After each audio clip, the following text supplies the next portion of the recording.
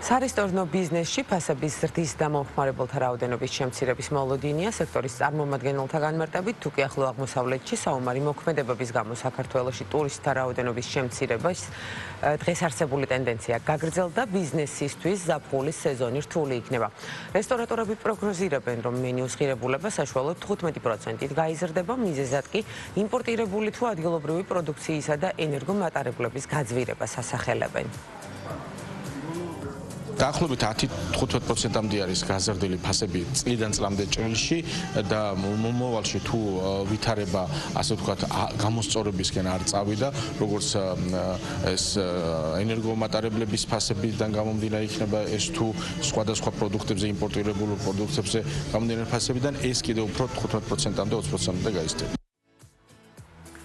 ახლო აღმოსავლეთში მიმდინარე ომის ფონზე ჰორეკა სექტორში ვაკანსიების რაოდენობა შემცირდა. HRG-ის მონაცემებით კომპანიებმა ზაფხულის სეზონზე დაგეგმილი ახალი პოზიციების გამოცხადება დროებით შეაჩერეს, რადგან კონფლიქტმა გავლენა იქონია ბიზნესის მოლოდინებსა და სექტორის აქტიურობაზე.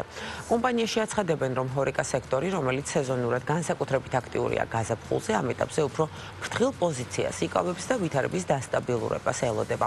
სტატისტიკური მონაცემებით სექტორის წილი ჯამურ ვაკანსიებში 13-16%-დან 9%-მდე შემცირდა, თუმცა HRG-ის შეფასებით ზოგადად დასაქმების ბაზარი 2026 წლის დასაწყისში მაინც აქტიურია და სხვადასხვა მიმართულებით ვაკანსიების რაოდენობა ზრდას აჩვენებს.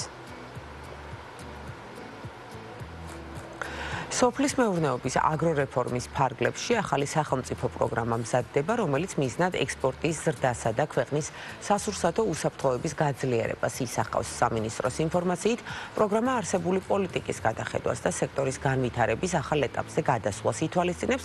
რეფორმის ფარგლებში დაგეგმილია აგროსექტორის მხარდამჭერი მექანიზმების მოდიფიკაცია, რაც როგორც ადგილობრივი წარმოების კონკურენტუნარიანობის გაზრდას, ისე საექსპორტო პოტენციალის გაუმჯობესებას ემსახურება.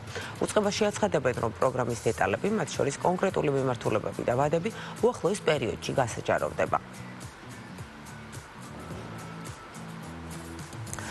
დიჯიტალიზაციის გავლენა ვაჭრობაზე, თანამედროვე ფინანსური ინსტრუმენტები და ციფრული აქტივების პოტენციალი იყო თბილისში გამართული რეგიონული კონფერენციის მთავარი თემები.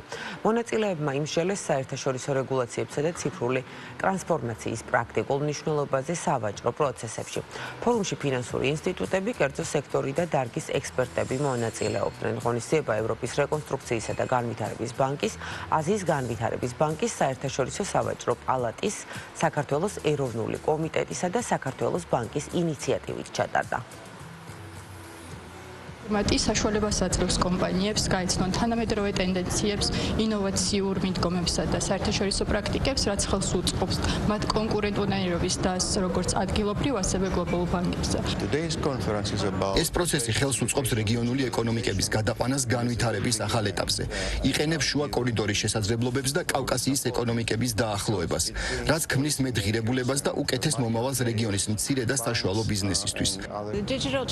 ციფრული ვაჭრობის წესრიგი საქართველოსთვის კრიტიკულად მნიშვნელოვანია და ჩვენ მადლიერები ვართ ჩვენი პარტნიორობისთვის საერთაშორისო სავაჭრო პალატასთან, საქართველოს ბანკთან და ევროპის რეკონსტრუქციისა და განვითარების ბანკთან. ძაღლების ჰიპერპოპულაციის მართვის 2026 წლის სახელმწიფო პროგრამის ფარგლებში ქვემო ქართლში, სამეგრელო ზემოსვანეთსა და სამცხე-ჯავახეთში თანამედროვე სტანდარტების შესაბამისი ცხოველთა თავშესაფრები აშენდება. უკვე შერჩეულია შესაბამისი ტერიტორიები ადგილობრივ მუნიციპალიტეტებთან შეთანხმებით, ხოლო პროცესში ჩართულია ჰიპერპოპულაციის მართვის ცენტრი. ცენტრის ინფორმაციით, თავშესაფრების ქსელის გაფართოება და ახალი ობიექტების ამოქმედება მნიშვნელოვნად შეუწყობს ხელს პროგრამის განხორციელებას, რომელიც ჰუმანურ მეთოდებს, მათ შორის კასტრაცია, სტერილიზაციას ეფუძნება.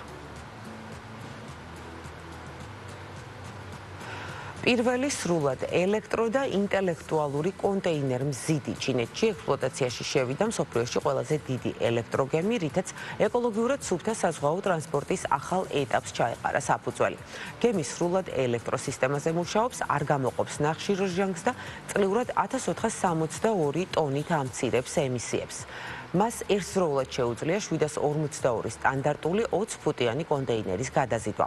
ამ პროექტით ჩინეთი ცდილობს სანაპირო გადაზიდვები ტრადიციული საწვავიდან ელექტროფიკაციაზე გადაიყვანოს.